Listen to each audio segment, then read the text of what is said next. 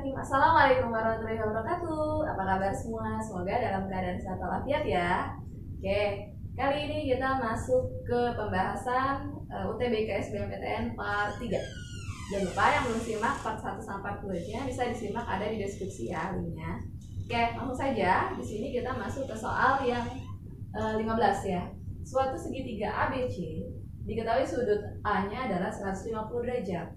Kemudian sisi B adalah 12 cm dan sisi C adalah 15 cm. Manakah hubungan yang benar antara kuantitas P dan Q?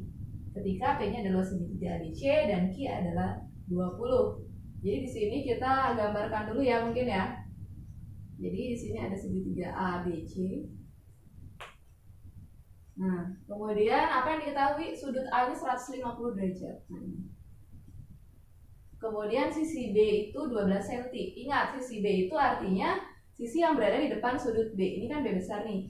Maka di hadapannya adalah sisi B kecil, yaitu 12. Kemudian sisi C 15 cm. Maka sedang C besar ya, sudut C besar adalah C kecil 15. Nah, kalau kita ketahui seperti ini, jadi ada dua sisi mengapit satu sudut yang diketahui, maka kita bisa menggunakan rumus luas segitiga trigonometri, ya, yaitu setengah dikali dua sisi mengapit dikali sin sudutnya.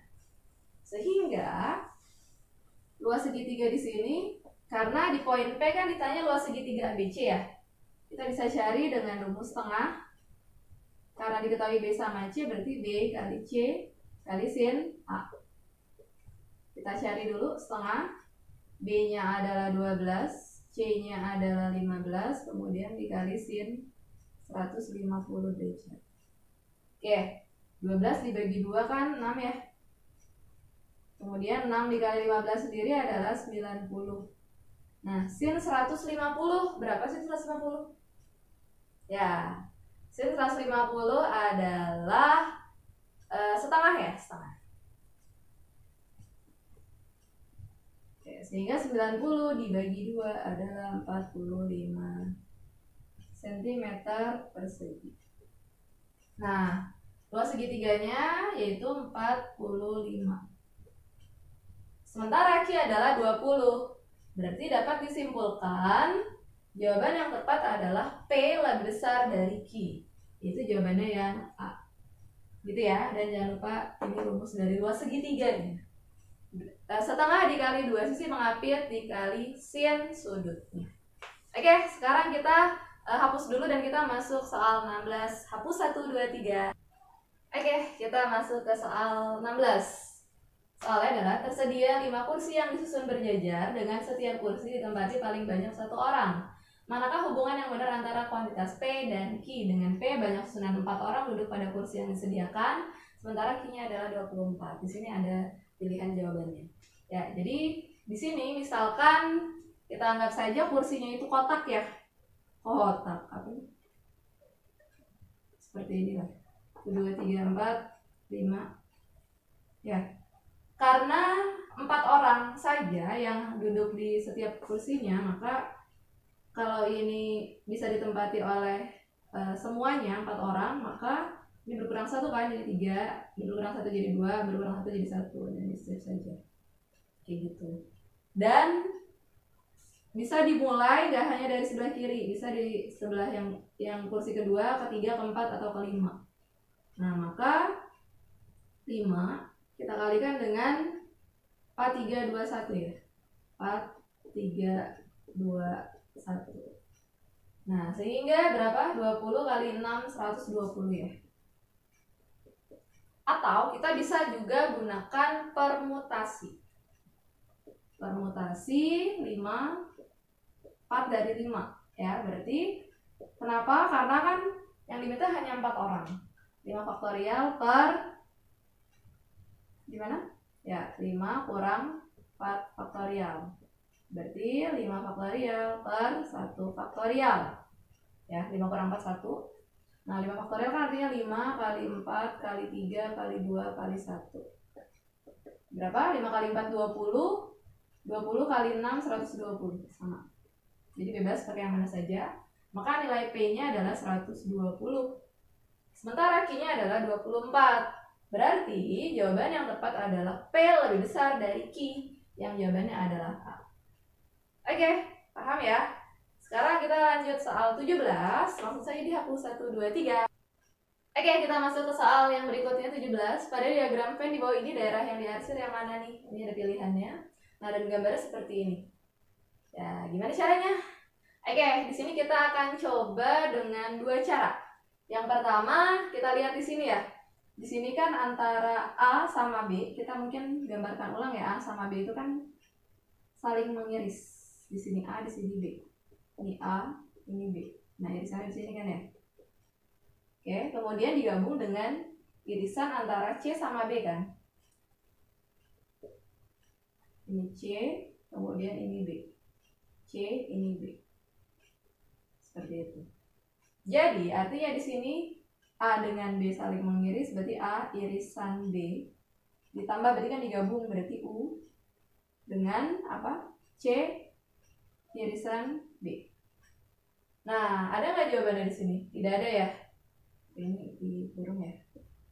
Karena tidak ada, maka kita lihat di sini yang sama apa antara ini dan ini. B dan juga irisan ya. Nah, maka bisa kita keluarkan. B-nya keluarkan, kemudian tanda irisan ini dikeluarkan. Maka sisanya apa? Sisanya adalah A sama C kan? Tadi ini kan sudah keluar. Sisanya A gabung C. Ada jawabannya? Ada, yaitu C. Mau coba dengan cara lain? Boleh. Jadi cara yang lain adalah kamu nomori ini semuanya. Misalkan kamu nomori di sini 1, 2, 3, 4, 5, 6, 7. Nah, karena yang diarsir adalah 3, 4, 6, maka kamu harus cari tahu jawabannya yang 3, 4, dan 6. Nih. Kita akan cek di semuanya. Yang pertama, B gabung C gabung A. Jelas jawabannya kan 1, 2, 3, 4, 5, 6, 7 ya. 1, 2, 3, 4, 5, 6, 7. Berarti salah. Kemudian yang B iris C, iris A. Nah, irisan ketiganya adalah hanya 3. Berarti juga salah. Kemudian yang C, B iris A gabung C. Nah, B-nya sendiri itu apa? B-nya sendiri adalah 3, 4, 6, 7 kan? 3, 4, 6, 7. Jadi sini oke, dapat nggak muat. 3, 4, 6, 7. Iris dengan A gabung C. A gabung C berarti 1, 2, 3, 4, 5, 6 ya. 1, 2, 3, 4, 5, 6. Nah, maka di sini kita bisa tahu yang sama kan irisan ya, berarti 3 ada ya. 4 ada. 6 ada. 3, 4, 6. 3, 4, 6. Jawabannya sama ya. Berarti jelas jawabannya C seperti itu. Oke, jelas ya? Nah, sekarang kita hapus masuk ke soal berikutnya. Hapus. Oke, kita masuk ke soal 18.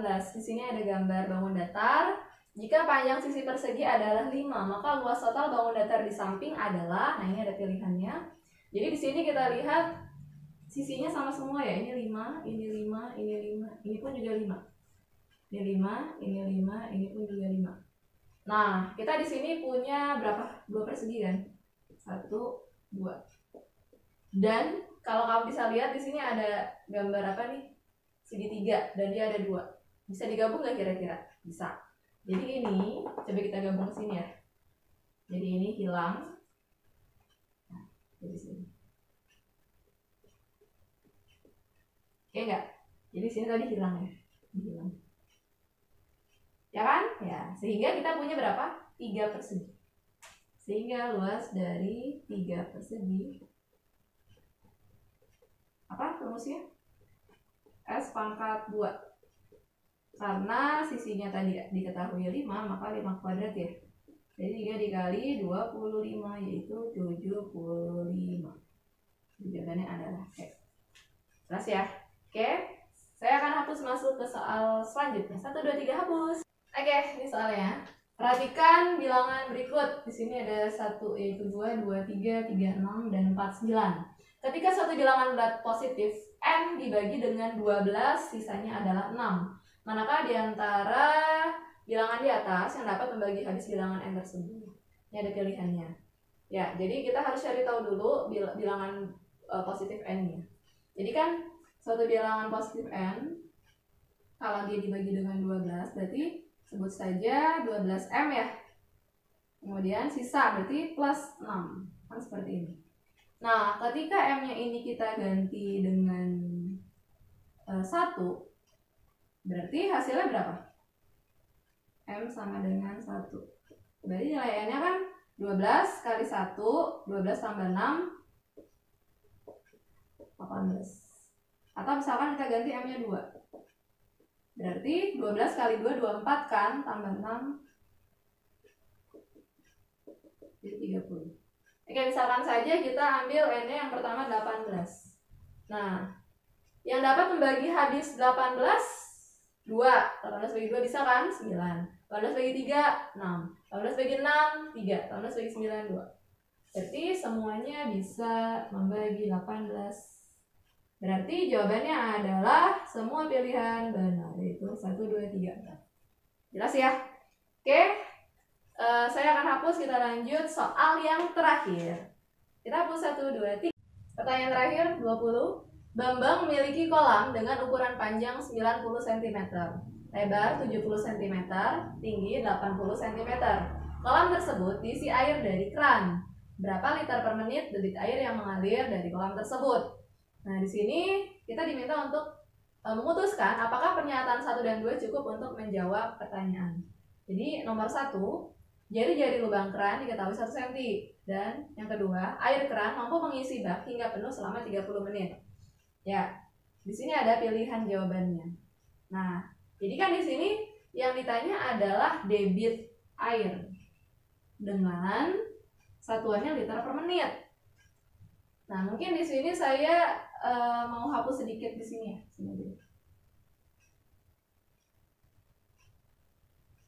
Ya, debit air itu mempunyai rumus apa sih? Liter per menit. Liter itu kan tadi kan volume ya. Volume per menit itu apa? Waktu.